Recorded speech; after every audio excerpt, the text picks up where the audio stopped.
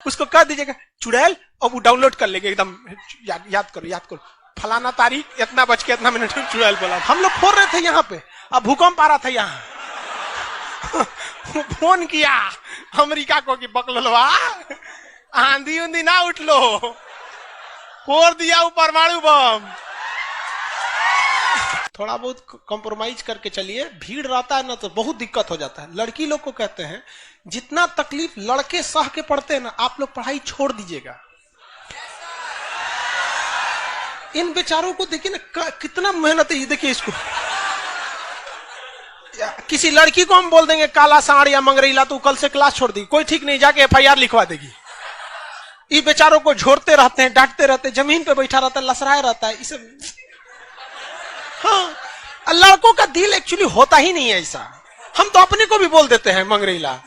लड़के किसी चीज को न सुनते ऐसे निकाल देते हैं, मतलब वो खराब चीज को सुनेगा सब निकाल देगा। लड़की उल्टा होता है, वो बढ़िया का चीज निकाल देती है। हाँ, खराब का डाउनलोड कर लेती है। उसको कह दीजिएगा चुड़ैल, और वो डाउनलोड कर लेंगे एकदम। याद करो फलाना तारीख इतना बज के इतना मिनट में चुड़ैल बोला था। चलो डिस्टर्ब नहीं, चलिए याद देखिए। ये नहर का नाम बता सकते हैं? इंदिरा गांधी नहर। दुनिया की सबसे लंबी सिंचाई नहर इंदिरा गांधी ने। दुनिया की सबसे लंबी नहर भी तो इंदिरा गांधी। 1974 में इंदिरा गांधी ने डिसाइड किया कि हमें क्या बनाना है, परमाणु बम बनाना है। कब डिसाइड किया इन्होंने? 1974 में। बट उस समय हम लोग उतना डेवलप नहीं थे, तो हम लोग यहां पर मई 1974 परमाणु बम का परीक्षण करने के लिए सोचे। लेकिन 1974 में हम लोग उतना डेवलप नहीं थे। 1974 में हम लोग के यहाँ मोटरसाइकिल नहीं थी बढ़िया, राजदूत उष्टू टाइप का थी सब। वहां फ्रीडम तो इधर आया है यार, 1974 में फ्रीडम कहाँ था? यमाहा वगैरह था। यहाँ पर इन्होंने पोखरण में परमाणु परीक्षण किया, लेकिन गलती से वो उतना सक्सेस नहीं हुआ जितना होना चाहिए था। उस परीक्षण का जो नाम था, उसका नाम था स्माइलिंग बुद्धा। क्या नाम था? स्माइलिंग बुद्धा। तो हो गया बात वही, भड़कइबो किए लोग, फूस दे करके रह गया, पकड़ा गए हम लोग। अब अमेरिका हम लोग पे दबाव बना दिया। अमेरिका ने एक नियम बना दिया CTBT और CTBT, comprehensive test ban treaty. कोई भी व्यक्ति परमाणु बम का परीक्षण नहीं कर सकता है, और बैन लगा दिया। ना आपको जल पे परीक्षण करने देंगे, ना थल पर परीक्षण करने देंगे, ना हवा में परीक्षण करने देंगे, पूरा बैन लगा दिया। और NSG बना दिया, national supplier group, nuclear supplier group, कि कोई भी देश भारत को मतलब यूरेनियम नहीं देगा। तो हम लोग पास यूरेनियम ही नहीं था, चोरी छुपे हम लोग यूरेनियम मंगाते भी तो CTBT था, परीक्षण करने नहीं देगा। भारत ना NSG को माना है ना CTBT को माना है, और NPT लगा दिया, न्यूक्लियर नॉन प्रोफिलरेशन ट्रीटी, नाभिकीय अप्रसार संधि, की कोई भी देश दूसरे देश को मतलब टेक्नोलॉजी नहीं बेचेगा कि परमाणु बम बनता कैसे। मतलब साला चोट्टा चारों ओर से घेर दिया। कभी कभी गरिया देते हैं यार, क्या हम मशीन थोड़े हैं कि जो सेट कर दिए वही बोलेंगे। देश पे बात आती है तो हम सब भुला जाते हैं। तू दोस्त है, ट्रम्प है कि बाइडेन है, सोच रहा बाहर में जा तू कोनो चीज हो। या पहले हमको मतलब तुम बनाओ परमाणु बम, कोई दिक्कत नहीं, हम लोग दिवाली वाला धुकधुकुआ बनाएंगे। मतलब NPT क्या कहता है? न्यूक्लियर नॉन प्रोफिलरेशन ट्रीटी, नाभिकीय अप्रसार संधि, कि कोई देश दूसरे देश को परमाणु टेक्नोलॉजी नहीं देगा। NSG, कोई देश मतलब बिना परमिशन, NSG के बिना मीटिंग के मतलब यूरेनियम सप्लाई नहीं करेगा। और यूरेनियम उसी को सप्लाई करेगा जिसने CTBT पर साइन किया कि हम परमाणु बम का परीक्षण नहीं करेंगे। जी भाई साहब, परीक्षा माने बम बना के क्या कर लेंगे? मान के चलिए हमारे पास टेक्नोलॉजी आ गया, ठीक है, और NSG से हम सप्लाई करके यूरेनियम भी ले लिए। NPT कहता है बम परीक्षण नहीं करने देंगे। तो भाई बना के रखने से थोड़े होता है, एक बार पटके उठके तब ना समझ में आएगा काम कर रहा है कि नहीं। पता चला बना के रख लिए, युद्ध में पटके तो धुआं दे के रह गया। तो एक बार परीक्षण मतलब चारों ओर से हम लोग को घेर दिया था। अब भारत वाले वैज्ञानिक भी तो मतलब है सब उसी हिसाब के ना। भारत वाले ने कहा कि एक काम कीजिए, एक समझ में नहीं आ रहा है, अमेरिका से कहिए तू हमारे यहाँ परमाणु बिजली घर लगाओ। तो इंदिरा गांधी थी ना, अमेरिका को फुसला दी, कही कि देखिए ना गुजरात में हमारा तारापुर जगह है, वहां परमाणु बिजली घर लगाना है, उसमें बिजली बनेगा लाइट बत्ती जलेगा, आप बिजली घर लगाइए। सुने हैं कि 300 करोड़ का खर्चा आता है, जबकि 200 करोड़ का खर्चा आता था। तो अमेरिका लपलपा गया कि अरे दादा बिना मोलाई तो रेट बढ़ा दी है। अजब हाल है भाई, महिला मोलाई ना करे, ऐसा हो सकता है? महिला को कोनो सामान फ्री में कहेंगे तो कहेगी 2 गो दे दो।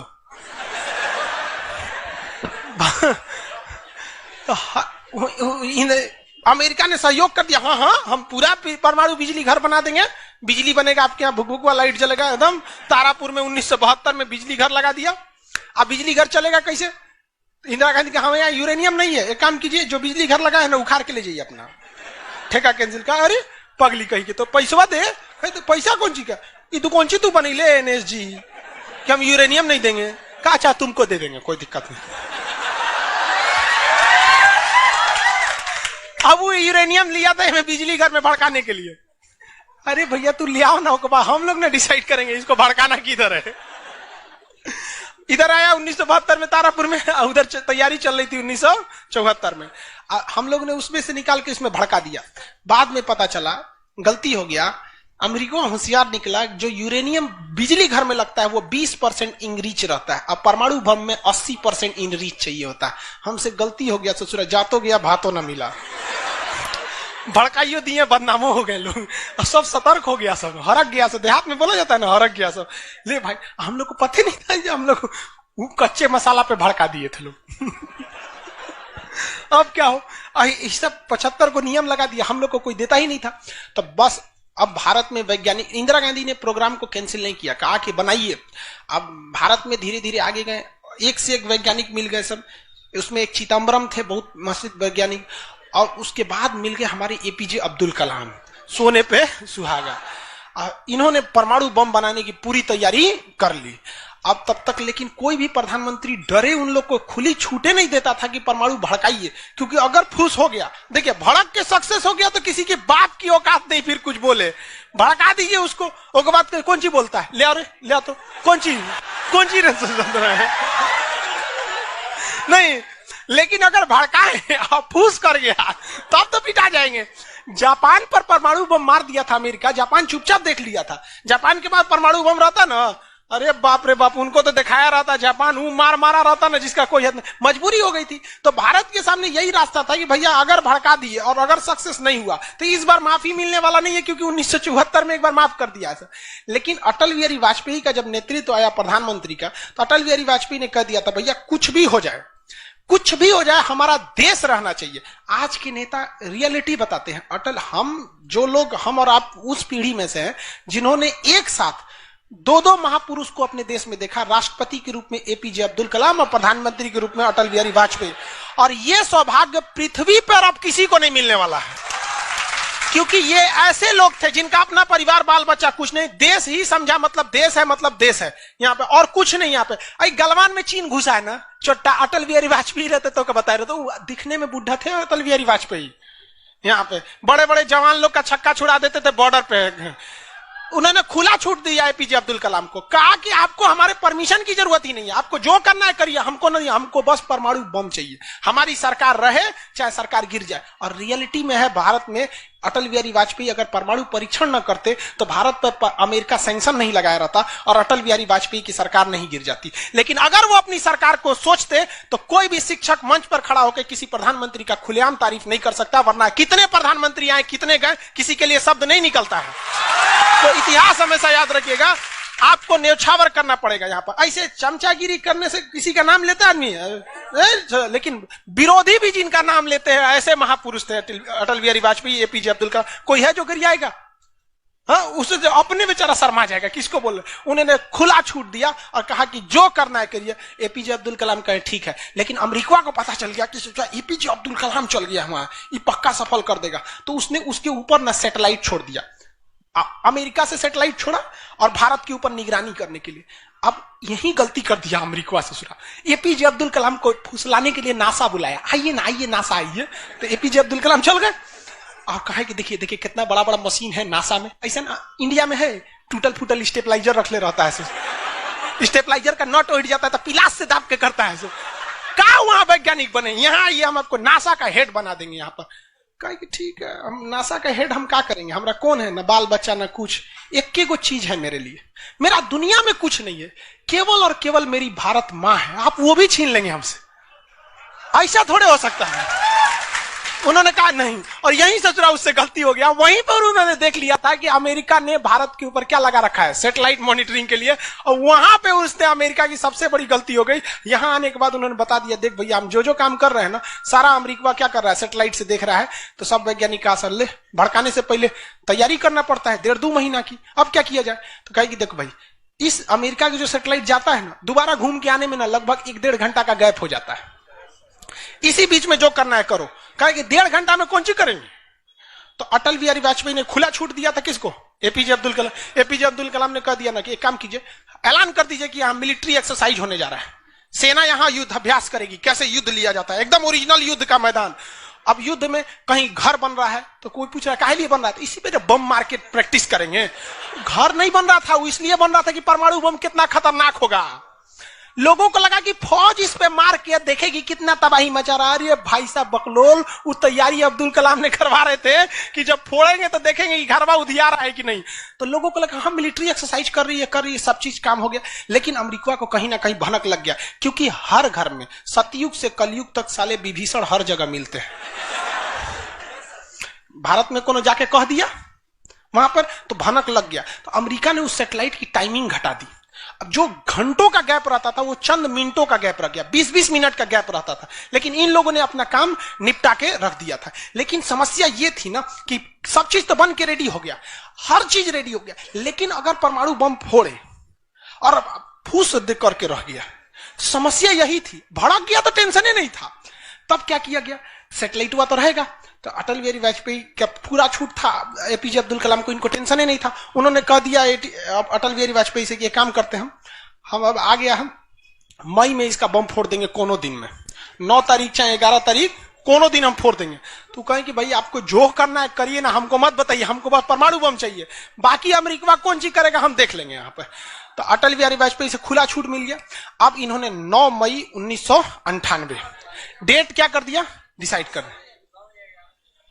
2 दिन किया था, एक 9 मई को भी, फिर 11 मई को। पहले 11 मई 1998 शक्ति 98 कोड नाम था।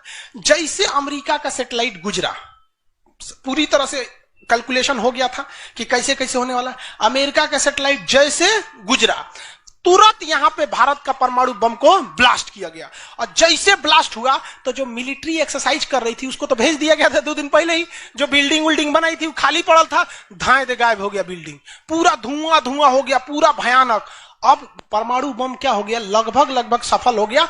वैज्ञानिकों को लग गया था सफल हो गया, लेकिन भाई अब ये फोड़े, अभी कैसे पता चल जाएगा सफल हो जाएगा। आप अंदाजे ना बता सकते कि भाई इतना तबाही एक अच्छा ही बम ला सकता है। लेकिन तब तक सैटेलाइट उसका घूम के आ रहा था, और पकड़ लेता तब क्या होता, मान के चलिए पकड़ लेता, अब पता चला कि सफल नहीं हुआ, खाली धुआं कर दिया, गड़बड़ हो गया। तुरंत अटल बिहारी वाजपेयी को फोन किए एपीजे अब्दुल कलाम कि तुरंत आप मौसम विभाग को कहिए कि राजस्थान में भयानक तूफान आया है, कोई नहीं जाएगा। अटल बिहारी वाजपेयी ने तुरंत घोषणा करा दी, राजस्थान के लोग अपने घर में रहे, बहुत भयानक तूफान आया है। अब उसका सैटेलाइट आ रहा है तो देख रहा है धुआं हुआ है, तुरंत मैसेज भेजा नासा में, धुआं हो गया यहाँ पे। कहीं मतलब धुआं हुआ है, तूफान आया है वहां पे। तूफान आया है, सोचा। वहां से चला गया, तब परीक्षण देखा गया, एकदम सक्सेस। अब टेंशन ही नहीं है, एक और फोड़ दो, 2 को फोड़ दिया गया, पूरी तरह से सक्सेस हो गया। और ससुरा अमेरिका को अभी तक पता है कि वहां तूफान आया है, अरे वहां दूसरा तूफान आया है। अब भारत में कुछ भी कहिए तो डर तो लगता है, भाई अमेरिका बहुत खतरनाक देश है। आज हम लोग भले शक्तिशाली है, 1998 में हम लोग को पाकिस्तान आगे दिखा देता था, 99 की करगिल वार याद कीजिए। आज हम लोग बहुत आगे निकल गए, लेकिन उस समय बहुत पीछे थे हम लोग। अब डर तो था ही। अब भारत के प्रधानमंत्री सब राष्ट्रपति सुखपुकाइल थे, अमेरिका क्या करेगा, ओके पते नहीं। 9 तारीख बीत गया, 10 तारीख बीत गया, पता ही नहीं चला अमेरिका को। अटल बिहारी वाजपेयी अब्दुल कलाम से पूछे कि महाराज तो सोचा कुछ सुख बुगाइए नहीं रहा, तो पते ना चल। एक काम करते हैं, आप धड़ल्ले से फोड़ देते हैं, क्या फायदा है हम। तो फिर 11 मई को 3 और फोड़ दिए। दुगो गायब करके। जैसे परमाणु बम निकला धाम से फोड़े, पता ही नहीं चला। दूसरा, लेकिन भाई धड़ाधड़ 5 गो फोड़ दीजिएगा तो पता चल जाएगा कि नहीं पता चल। ये डाउट हो गया पाकिस्तान को। जनते का है, हम लोग फोड़ रहे थे यहां पे, अब भूकंप आ रहा था यहां। फोन किया अमेरिका को कि बकलवा आंधी उंधी ना उठ लो, फोड़ दिया वो परमाणु बम। अमेरिका से जरा माथा फोड़ रहा है अपना, कह रहा है कि अब क्या करें हम यहाँ पे। नासा वालन को गरियाया गिरे चोट्टा कहीं का, तू लोग को सैटेलाइट लगाओ, आई लगाओ वहां पे। कौन सी देख रहा था लोग वहां पे, कि हम तो बोलबे किए थे कि उधर दुका उठाया था, अपने ना बोल रहे थे कि आंधी उठल है वहां पे। अमेरिका आग बबूला हो गया और तुरंत अमेरिका का प्रतिक्रिया आया कि भारत को इसका बहुत भारी कीमत चुकानी पड़ेगी। तो भाई जिसकी कीमत भारी ना हो उसे चुकाने में मजा क्या है। और अमेरिका ने खुलेआम भारत को ललकार दिया कि अमेरिका कभी भी इस बात को स्वीकार नहीं करेगा कि भारत एक परमाणु संपन्न देश है। भारत को कभी भी अमेरिका इस बात की मान्यता नहीं देगा। अटल बिहारी वाजपेयी ने भी कॉन्फ्रेंस तुरंत मीडिया के सामने आए और कहे कि जो चीज हमारे पास है उसके लिए हमें किसी के प्रमाण की कोई आवश्यकता नहीं है। और जिस देश को यह लगता है कि हमारे पास परमाणु बम नहीं है या जिन देश को हम पर शक है वह आ जाना युद्ध के मैदान में, बताएंगे है कि नहीं। अब पूरी तरह तबाह हो गया यहाँ पे। अब अमेरिका माथा पीटते रह गया। अमेरिका ने आदेश दिया अपनी सेना को कि तैयार रहो। अटल बिहारी वाजपेयी ने आदेश दिया अब्दुल कलाम को कि जो बम बनाए हैं ना, 2-4 गो फोटोकॉपी उसका रेडी रखिए। फोटोकॉपी मतलब उसका बना होना के रेडी रखिए, क्योंकि सेना की लड़ाई में भाई आर्मी टू आर्मी बहुत दिक्कत हो जाएगा। एडवांस है वो बहुत। आज के वक्त में भी हमारा हथियार वहीं से खरीद के आता है। भारत ने भी डिसाइड कर लिया कि जो होगा आपकी परमाणु बम से होगा। अमेरिका भी डर गया कि ना भाई इससे लड़ना अब ठीक नहीं है। पाकिस्तान वो बम बना के रख ले था, डरे नहीं फोड़ रहा था। 1 हफ्ता तक देखा कि भारत को क्या हो रहा है, क्या हो रहा है। देखा कि कुछ नहीं हुआ, इहो चुप पे फोड़ दिया। अमेरिका एकदम ककुआ गया, एकदम कह रे चट्टा कहीं का तू क्या फोड़ा रे। तो पाकिस्तान वहां झाड़ दिया अमेरिका को कि हमरे बोलेंगे कमजोर जान के, फोड़ले आपके आप बाई तो एकरा नहीं बोलेंगे आप, हम कमजोर हैं तो हमरा बोल देंगे। एक काम कीजिए, आप भारत को जो सजा दीजिएगा हम भी वही सजा काट लेंगे। सोचो हमरे पे खेल गया। हम ही लोग पे खेल गया पाकिस्तान। अब भाई अमेरिका टेंशन में आ गया। अमेरिका ने भारत पर एम्बार्गो और प्रतिबंध लगा दिया। जैसे अभी सऊदी अरब पे प्रतिबंध लगा दिया, कल के वीडियो में बताए थे, सऊदी अरब का डस्टबिन बना दिया वहां के। तो वहां पर अमेरिका ने भारत पर प्रतिबंध लगा दिया। कोई देश भारत से सामान नहीं खरीदेगा। जो जो चीज जरूरत की थी सब चीज पर बैन लगा दिया। भारत की अर्थव्यवस्था डूब गई, पाकिस्तान की भी अर्थव्यवस्था डूब गई, लेकिन भारत को बचा लिया भारत के 55 लाख कुशल कारीगर जो विदेशों में काम करते हैं। आप प्रतिबंध लगाइएगा भी तो पूरी दुनिया का कारखाने ठप हो जाएंगे, क्योंकि हर जगह भारत के वहां वर्कर काम करते हैं। और अमेरिका या सीबीएसई वाले जो वर्कर होते हैं वो स्पेशलिस्ट होते हैं। पेंट मारता है तो पेंटे मारेगा। भारत का मिस्त्री मल्टी टैलेंटेड होता है। पेंट मार रहा है उसको कोई काटी ठोक दो तो बिजली वाला काम कर दे, तो हाँ तार और घींच देते हैं। मल्टी टैलेंटेड होता है और काम भी बहुत ज्यादा करता है। काम हम जब 5 बजे कर देगा तो आदमी अच्छा बोरा नीचे उतार दो, तो ये सब बड़ी काम कर देता है। मेहनती होता है सर, कोई दिक्कत नहीं है उन सब में। खाना नहीं भी है तो कोई दिक्कत नहीं, निकालेगा तो खई नहीं है चालू। तो पूरी दुनिया से भारत को पैसे आ रहे थे। पूरी दुनिया भारत में क्या, भारत के हजारों वर्कर लाखों काम कर रहे थे, भारत में पैसा आ रहा था। तो हमारी अर्थव्यवस्था पे उतना भयानक प्रभाव नहीं पड़ा, लेकिन पाकिस्तान की अर्थव्यवस्था तबाह हो गई। इसकी यहाँ के कोई वर्कर को ले भी नहीं जाता है। अरे छोटा कम मार करेगा कोई ठीक है नहीं है यहाँ पर। ये सब इतने बड़े बैल होते हैं सब पाकिस्तान वाला। अगर पाकिस्तान के एक मोहल्ला से 5 आदमी विदेश गया है ना, वहां अच्छा से हंसी खेती से ड्यूटी कर रहा है, अगर उसके परिवार में यहाँ झगड़ा होगा ना तो दोनों वहां झगड़ा कर लेगा सर। तो अब्बा काहे मर लो हमरी खाला को वहां मार कर ले। उसकी अर्थव्यवस्था पूरी तरह से बर्बाद हो गई। अब पाकिस्तान के साथ अजीब सी दिक्कत था। अमेरिका अर्थव्यवस्था बर्बाद कर दिया, लेकिन पाकिस्तान भाई साहब हरामियों में नोबेल पुरस्कार मिलता तो हर साल यही लाता। इसने कहा कि एक काम करते हैं, अमेरिका ने हमको ऐसा बर्बाद किया है कि परमाणु बम होने के बावजूद हम तड़प के रह जा रहे हैं। हम भी अमेरिका को तड़पाएंगे। यह कहता है ना कि हम किसी से खरीद नहीं सकते हैं, व्यापार नहीं कर सकते। एक काम करते हैं, हम परमाणु बमें बेचते हैं।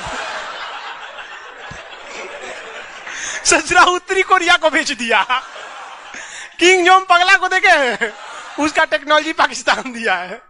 सद्दाम हुसैन को, ईरान को, सबको बेचने लगा कि सारा थ्योरी ले आके देखता था कि देखिए ऐसे ऐसे परमाणु बम बनता है, लीजिए 20 करोड़ दीजिए जाइए। अब अगला हिसाब, 1 महीना तो काटेगा आदमी, अगला हिसाब देखे। अमेरिका कर रहा है पाकिस्तान में चोट्टा क्या कर रहा है, क्या कर रहा है, मरे हम भूखे, मरे, आप प्रतिबंध हटा दीजिए, नहीं तो हम इसको फेसबुक पे डाल देंगे।